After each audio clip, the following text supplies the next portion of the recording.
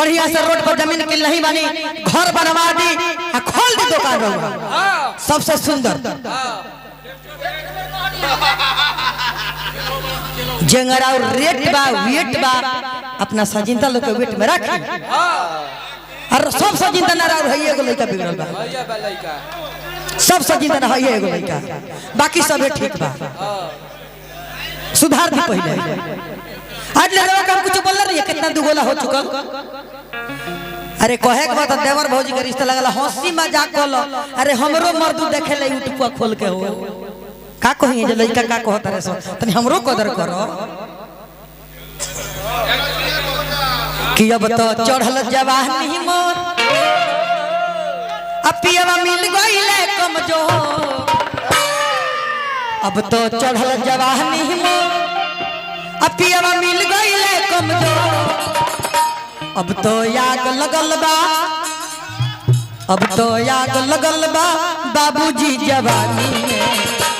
सारा तिलक गइल पानी में हो।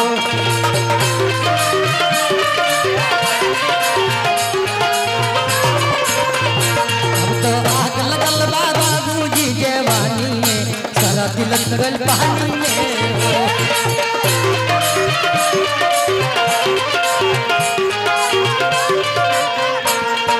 चढ़ली जवानी मोर चढ़ली जवानी, चढ़ली जवानी मोर चढ़ली जवानी, चढ़ली जवानी मोर चढ़ली जवानी,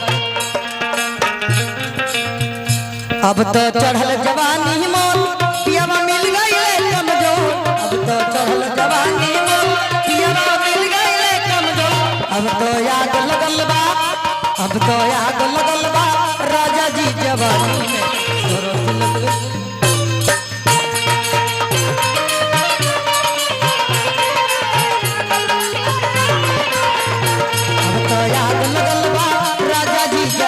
में, सारा तिलक गइल पानी में।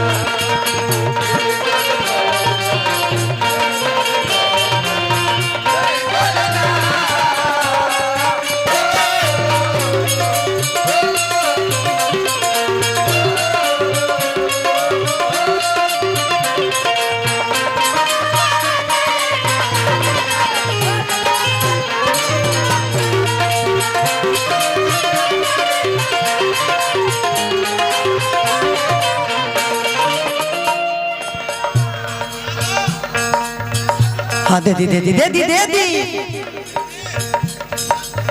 वाह वाह वाह बड़ी रवा खुश बनी महाराज। पंडित जी गोड़ लगा तनी बाबा,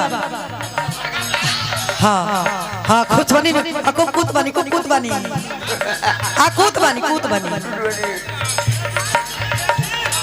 सजना जी तू इतना कमाइयो टीका ना करवैयो, सबका खाती सब कुछ लइयो हमरा ला कुछ लइयो, सजना जी तू इतना कमाइयो टीका ना करवैयो,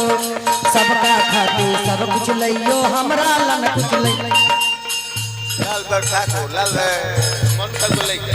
मनु ठाकुर के लइका लाल बहादुर ठाकुर भाई हम हजारों हजार का आशीर्वाद दिले, खुश रही, नमस्कार रही हमरा तरफ से। तू तो मौज उड़ावला, तू तो मौज उड़ावला कचन बुआ तोड़ के, सारा बदन झक ढोल के,